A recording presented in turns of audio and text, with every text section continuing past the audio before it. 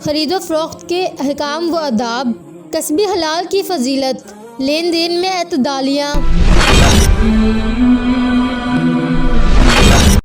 السلام علیکم۔ آج کا ہمارا ٹاپک ہے خرید و فروخت کے احکام و آداب۔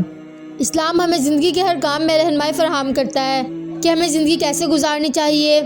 بالکل ایسے ہی مالی معاملات میں خصوصاً خرید و فروخت میں ہمیں اسلام رہنمائی عطا کرتا ہے، چونکہ انسان معاشرے کا ایک اہم جز ہے اور خرید و فروخت سے اس کا واسطہ بڑھتا ہے، تو اسلام نے اس کے بارے میں رہنمائی عطا کی ہے کہ ایک مسلمان کس طرح خرید و فروخت کرے، کن باتوں کا خیال رکھے۔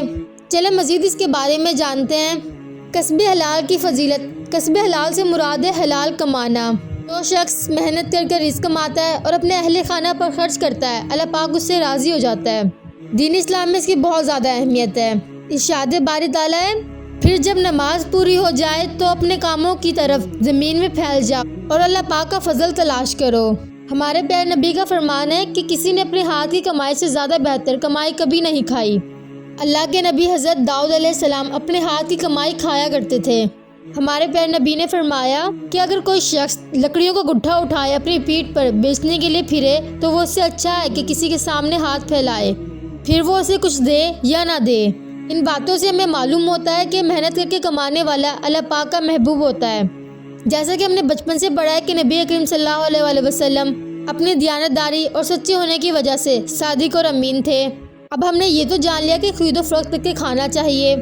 اب ہم بات کرتے ہیں کہ آداب کیا ہیں۔ سب سے پہلے ہمیں حلال چیزوں کی تجارت کرنی چاہیے اور حرام چیزوں سے منع کرنا چاہیے۔ خرید و فروخت کے وقت جھوٹ نہ بولے، ایماندار رہے، دھوکہ نہ دے۔ جب کوئی چیز خریدے جب تک اس پر مکمل قبضہ نہ کر لے اس کو آگے فروخت نہ کرے۔ بازار میں داخل ہو تو دعا پڑھے۔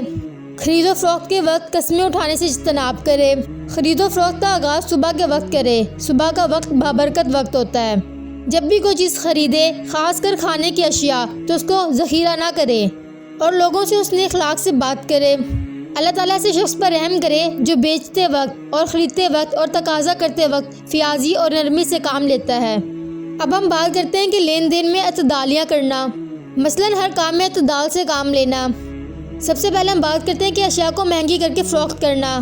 کچھ ایسے لوگ جو پہلے ہی چیزیں خرید لیتے ہیں اور بعد میں اس کو مہنگا کر کر بیچتے ہیں جب وہ ضرورت کے وقت، تو اللہ پاک نے اس سے منع فرمایا ہے۔ کسی چیز کو جمع کر کے رکھنا اور اس وقت نہ بیچنا جب ضرورت ہو اور بعد میں اس کو مہنگا کر بیچنا۔